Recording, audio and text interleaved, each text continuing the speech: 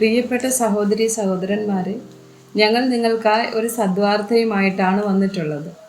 2025 ജനുവരി 1 മുതൽ 365 തലക്കെട്ടുകൾ ഉൾപ്പെടുത്തിക്കൊണ്ടുള്ള വർഷം മുഴുവൻ പ്രാർത്ഥിച്ച് ധ്യാനിക്കാനുള്ള വചനങ്ങൾ ഞങ്ങൾ പങ്കുവയ്ക്കുന്നു.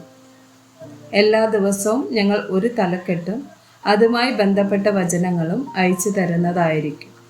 വചനങ്ങൾ കേട്ട് ധ്യാനിച്ച് അനുഗ്രഹം പ്രാപിക്കാൻ ഞാൻ നിങ്ങളെ പ്രോത്സാഹിപ്പിക്കുകയാണ്. ദയവായി സബ്സ്ക്രൈബ് ചെയ്യുകയും നിങ്ങളുടെ കൂട്ടുകാരുമായി പങ്കുവയ്ക്കുകയും ചെയ്യുക. നന്ദി.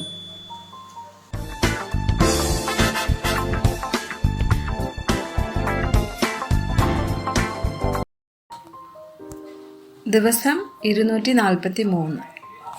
അനാഥർ. സങ്കീർത്തനം 68 വചനം 5. ദൈവം തൻ്റെ വിശുദ്ധ നിവാസത്തിൽ അനാഥർക്ക് പിതാവും വിധവമാർക്ക് ന്യായപാലകനും ആകുന്നു. പുറപ്പാട് 22, 22, 23 വചനങ്ങൾ. വിധവയെയും അനാഥനെയും നിങ്ങൾ ക്ലേശിപ്പിക്കരുത്.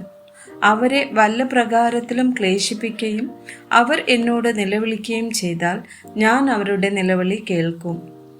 യോഹന്നാൻ 14 വചനം 18.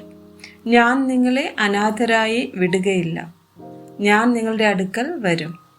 യാക്കോബ് 1 വചനം 27.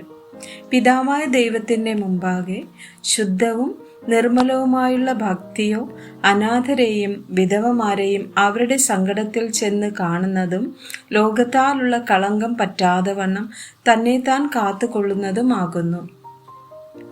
ഹോസേയ 14 വചനം 3. അശ്ശൂർ ഞങ്ങളെ രക്ഷിക്കയില്ല. ഞങ്ങൾ കുതിരപ്പുറത്ത് കയറി ഓടുകയോ ഇനി ഞങ്ങളുടെ കൈവേലയോട് ഞങ്ങളുടെ ദൈവമേ എന്ന് പറയുകയോ ചെയ്യുകയില്ല. അനാഥന് തിരുസന്നിധിയിൽ കരുണ ലഭിക്കുന്നുവല്ലോ എന്ന് പറയുവിൻ. ആമേൻ.